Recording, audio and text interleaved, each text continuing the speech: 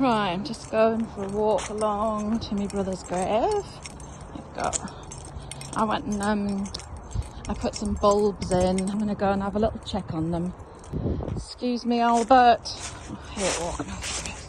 A little while ago, not a little while ago, it was when we still lived in Brighton, so it was at least 5 years ago, maybe 6 years ago. And I came here with Queenie to put flowers on my dad's grave. And Queenie sort of ran off piste up here and directly to this grave.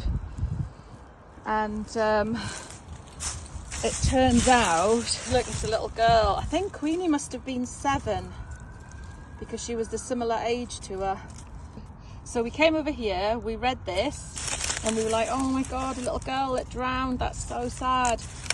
And I had never discussed this with my mum in my whole life. And I said to my mum about it, and she said, you are kidding me. She said, that is a little girl who I used to babysit. So this is just so weird. And her dad, George, died trying to save her at Druridge Bay. And the weirdest thing is that I used to just live like down on that corner there. I used to live there, and she died in 1964.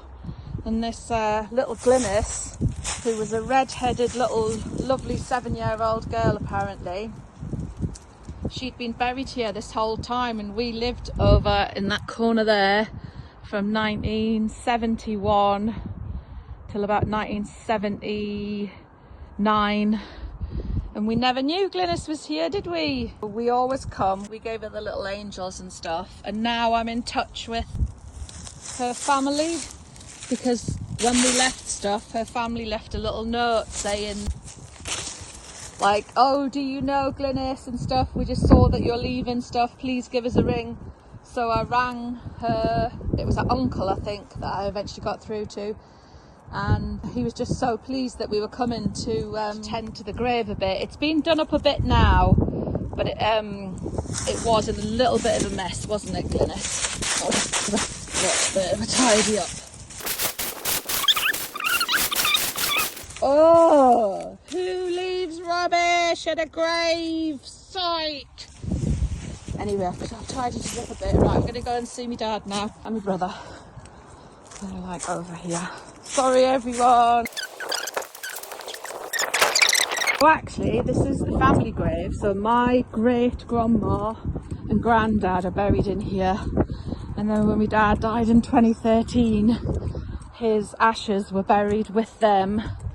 And then after that, we scattered my brother's ashes onto the grave in 2015. So yeah, there's four family members in here basically, and that's their grave there. Look, and this is a Newcastle United footballer that's next to me, next to them. He's called Alexander Gardner, and he's in there with his wife. Oh, can't see, doesn't look like anything's, oh, that might be one of them coming through. I planted them all along here. There's no sign of anything. And I planted them all around the back as well. Maybe it's too early. I put them in like a couple of weeks ago. They were massive football fans. So I brought Shearer for my brother.